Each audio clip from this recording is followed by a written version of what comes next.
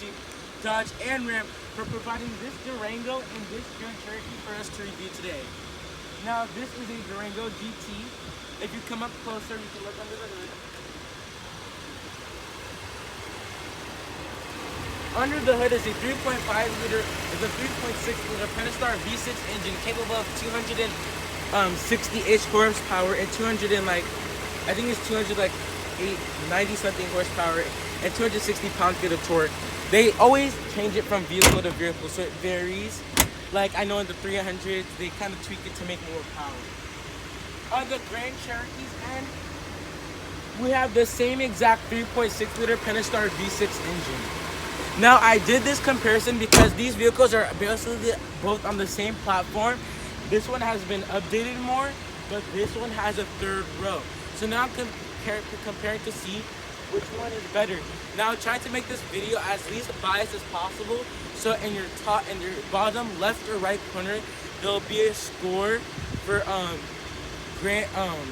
GC will be Grand Cherokee and D will be Durango, and there'll be a score so you don't have to keep track. Let's first start off in the Grand Cherokee. Guys, so no, I did play you. The car is actually not in reverse. If you look at the 8.4-inch Uconnect touchscreen available with Apple CarPlay and Android Auto, this is actually a feature. So if you're backing up your trailer or you just want to see what's behind you, I mean, the backup camera works like this even if you're driving down the road. All you have to do is come to your controls and do that. If I'm not gonna go too into depth with this vehicle, if you want to know more, you can see the my actual Grand Cherokee video. Standard 8.4-inch Uconnect touchscreen, Apple CarPlay, Android Auto. This one has heated and ventilated seats, which the Durango doesn't. So that is 1 point Durango. It also has navigation, and it's also a little bit newer in here, as we'll later find out in the Durango. So that's another point for the Grand Cherokee. So down here you have your all your connections for your Apple CarPlay. Here you have an automatic steering wheel that moves without you applying any force except for moving this little tiny knob. That is part of a premium package, so that is another point to the Durango. But that point is not going to be justified because one thing I hate about the Grand Cherokee, and the Durango has this too, so I guess I can't mark anyone in the wrong, is they put everything on one stock. So the wiper switches, the turn signals, the high beams, everything's all on one stock. Down here you just have metal, your controls for your different off terrains, and apparently it's in 4 low. Alright, so if you turn the camera up, you have your panoramic sunroof that goes all the way back to the second row, but only the front section opens up. And actually you can close that, and then you can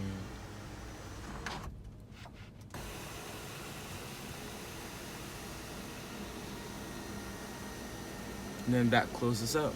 It's just like, it's like a fabric that rolls up in the back. Back here, you can see 2 seats, so no need to go back there with some air vents and charging ports. Now let's go outside and take a look at remote start and proximity entry. Here's remote start on all FCA vehicles. You just push the button twice. No need to lock the car.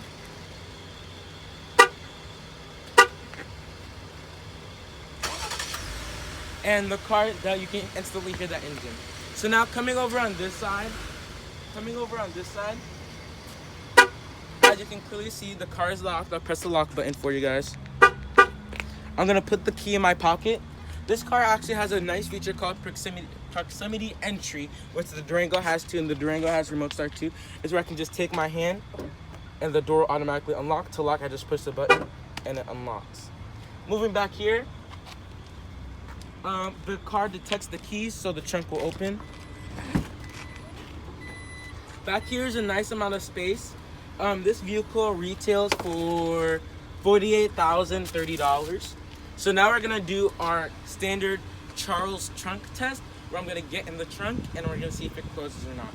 This scored well in our last one, and there hasn't been any major updates, so I expect to pass. There's a little button also in here, so for you short people, you don't need to reach for the tailgate.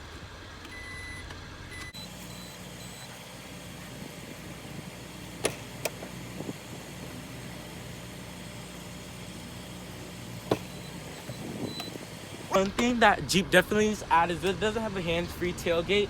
And also this line here really impedes on trunk space. When I was in there, I had to kind of crouch my head in. But it's pretty roomy. You see there's an optional cargo cover that probably added that extra $30 to the MSRP.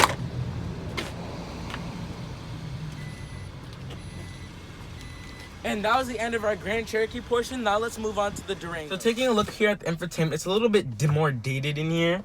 You can see the 8.4-inch Uconnect touchscreen doesn't look as elegant, but it still works. No ventilated seats, but you can fold the headrest in the third row.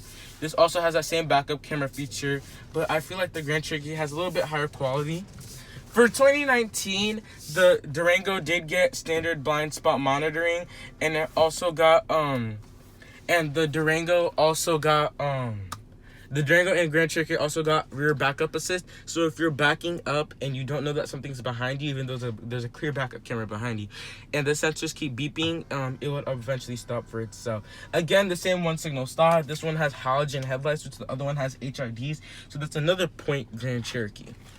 Down here, I really do like this shifter, but again, I said that this can't be biased.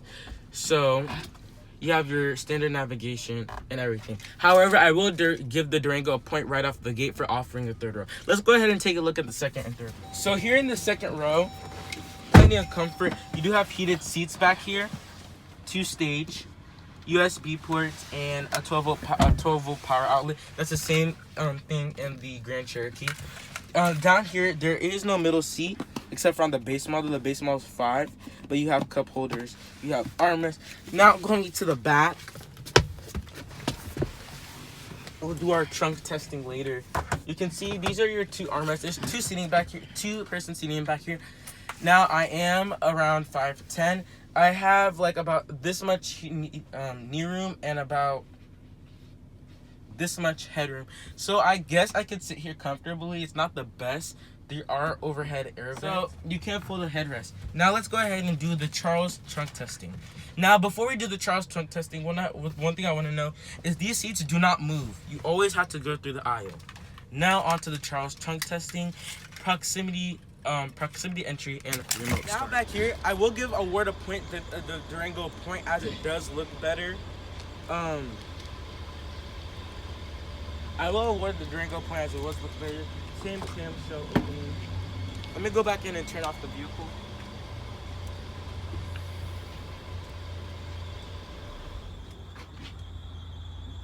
Perfect, save the turtles. So I'm gonna do a trunk test with the third row up and with the third row down.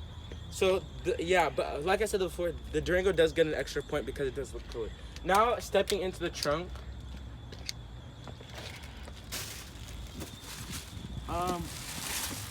It's definitely tighter than the Grand Cherokee, but I think I'll be able to fit because the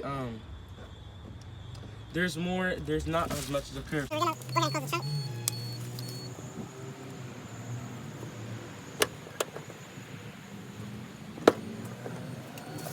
Okay, so Dodge did do better designing on their part, as I can fit in the third row with the third row up, which, consider this being a rear wheel drive biased vehicle, is very impressive because Morse 3 rows as the Honda Pilot, Toyota Highlander, Ford Explorer, they don't have as big of third rows to fit in here. To follow the seat, all you have to do is press that once, that folds it down, and then press it twice and push, or I think you just can pull and push, and that folds it down, and I can obviously fit without it.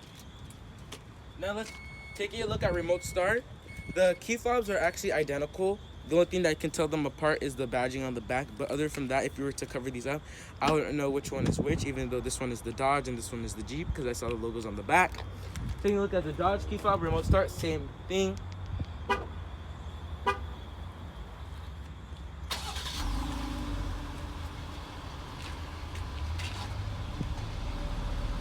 You can hear that engine start up. Now, proximity entry again, car lock, unlocks car, locks car. That was my review of the Grand Cherokee versus Durango. I personally don't know the score yet, but I'm gonna have a voiceover right now after I calculated up all the points, and we'll see who won. Until that, see you next time. Thank you for watching. Make sure you like and subscribe.